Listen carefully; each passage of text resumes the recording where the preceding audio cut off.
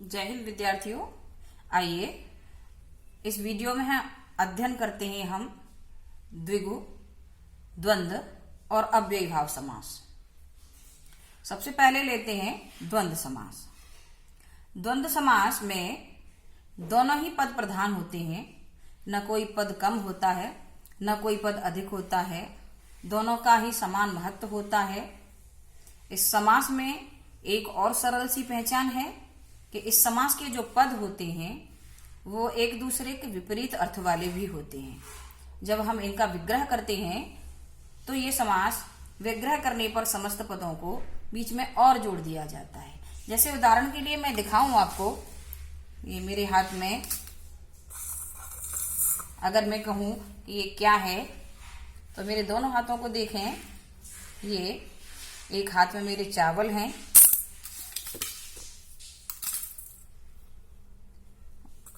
दूसरे हाथ में मेरे ये दाल है।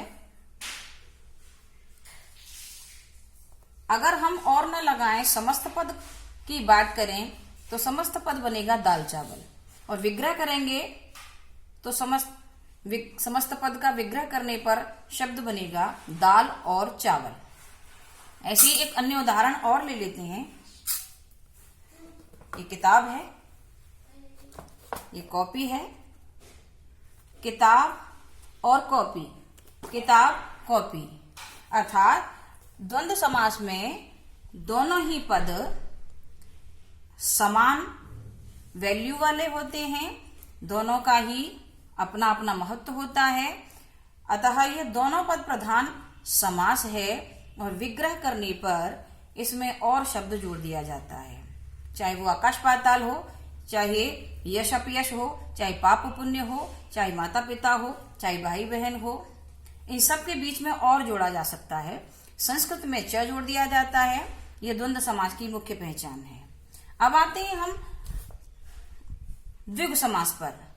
द्विगु समास की पहचान है कि द्विगु समास का जो पहला पद होता है वो संख्यावाची होता है, अर्थात जो समस्त पद होता है, समस्त पद का पहला पद जो होता है वो संख्यावाची होता है, और दूसरा पद जो होता है वो संज्ञा भी हो सकता है और विशेषण भी हो सकता है।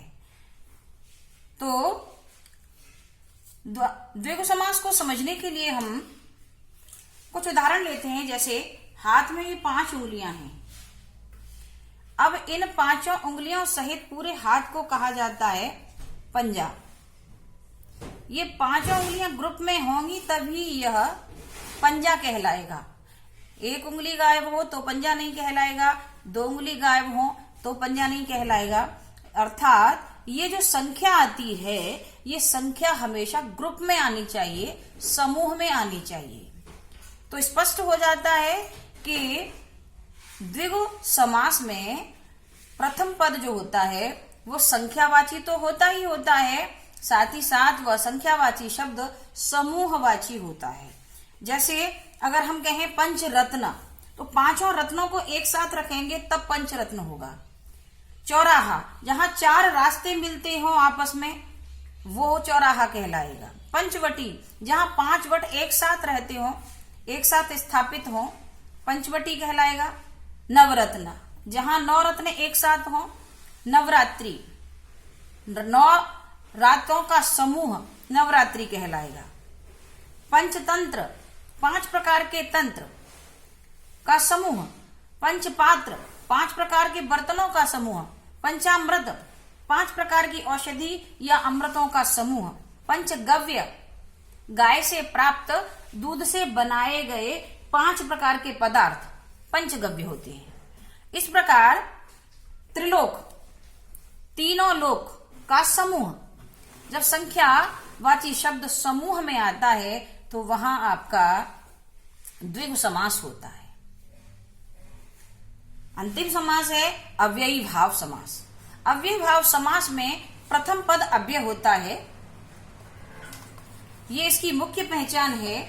और अव्यय का तात्पर्य है अविकारी शब्द, अर्थात ऐसे शब्द जिन शब्दों पर किसी भी लिंग, वचन और काल का प्रभाव नहीं पड़ता, वो हर स्थिति में समान रहते हैं।